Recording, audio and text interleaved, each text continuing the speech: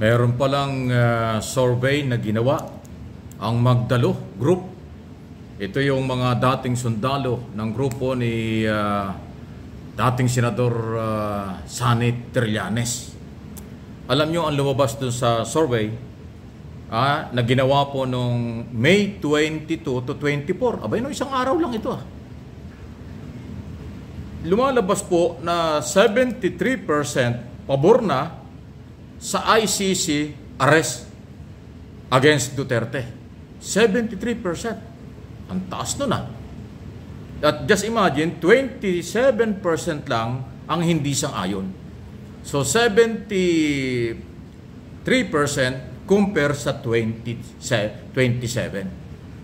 73 ang pabor sa ICC arrest. Pabor sa International Criminal Court na pag-aresto kay Duterte. Yan ang lumalabas to sa survey nila. Actually, nilabas na yata ito ng Global Daily Mirror at iba pang social media account ngayong araw na ito, kahapon at ngayon. Mabigat, ano? May 22 at 24. Isang araw lang, isang linggo lang. Antindi Kaya pala masaya yung Magdalo. Kasi nga po ngayon ay nakakagalaw na silang mabuti. Matapos silang bugbugay ng 6 na taon ng mga DDS tungkol sa paninira kay Trillanes at Magdalo. Ngayon, sila lang ngayon ang nakapront sa mga ganitong paghahanap ng feedback or pulso ng bayan. At yan ang lumalabas. Mataas na percentage yan.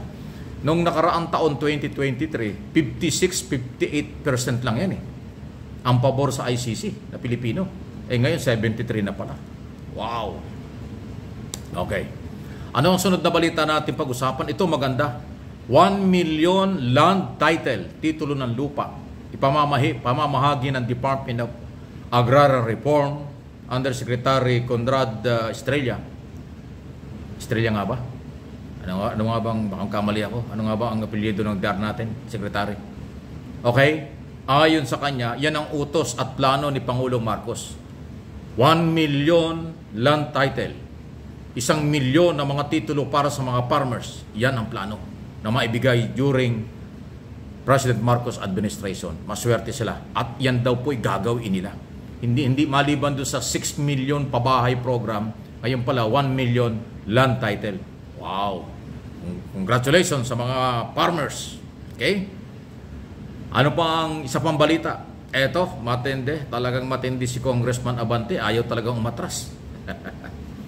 Si Benny Abante, Congressman ng Maynila, Chairman ng Committee on Human Rights. Seryoso at desidido, hanapin ang katotohanan matapos kanyang makita sa mga hearing ng personal at umiiyak ang mga biktima ng tukhang ng nakaraang gobyerno. Kailangan daw managot. Kahit na itong ang mga isyong ito ay nasa International Criminal Court na at dati na imbestigahan din pero walang linaw, sabi niya in aid of legislation may karapatan siya at ang Kongreso malaman ang katotohanan. Ilan talaga ang biktima ng walang awa at walang kalaban-laban anyang nawala ang buhay at kanilang karapatan. Yan ang seryosong sinasabi. Sabi ko nga, Congressman Abante, na hindi marunong umatras sa aking personal na pagkilala dyan noong araw pa kahit nang yan ay nasa konsehal pa yan ng Maynila. Yan ang matindi. Iyak dyan ang mga DDS, iiyak dyan ang mga involved na pulis at iba pa na sumunod sa kautusan ng nakaraang gobyerno sa Operation Tokhang. Ayun. Ay ganun Anong gagawin natin dyan? Ay lahat to ang Kongreso ngayon, may karapatan yan. Sabi ko naman sa inyo ng araw pa at ulitin ko, in aid of legislation, allowed silang mag-imbestiga. Oversight function para malaman kung naipatutupad ang mga batas na kailang ginagawa. Ayan po yung kanilang magagamit para sa pag-iimbestiga. Okay? Matindi. Matindi po ang galaw ng Kongreso ngayon.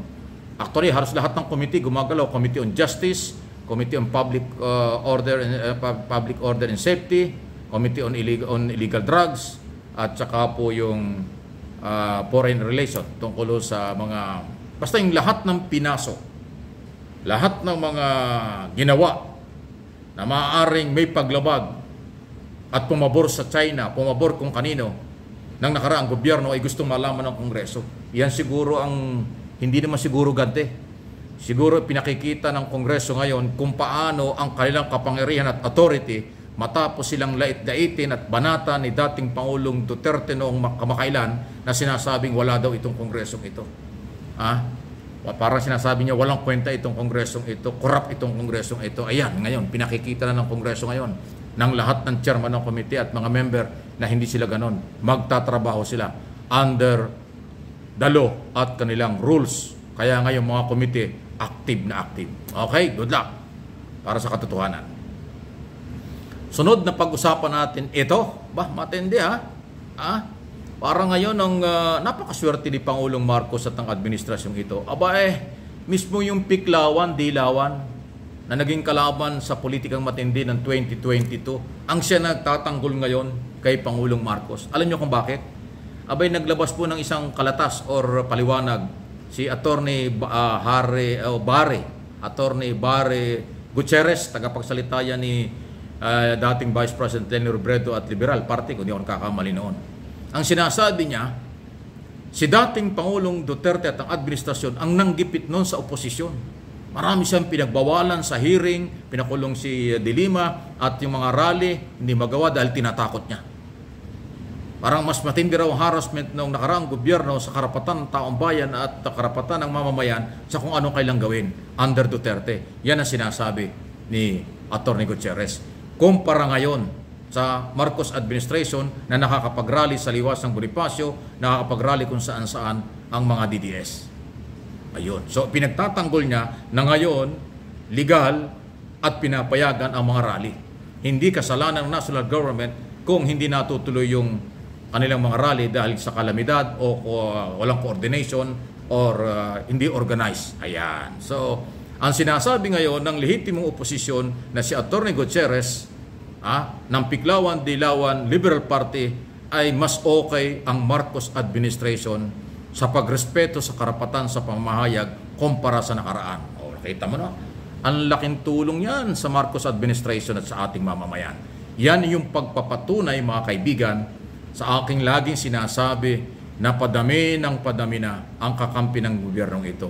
Pati yung mga nakalaban sa politika noong eleksyon, kakampi na.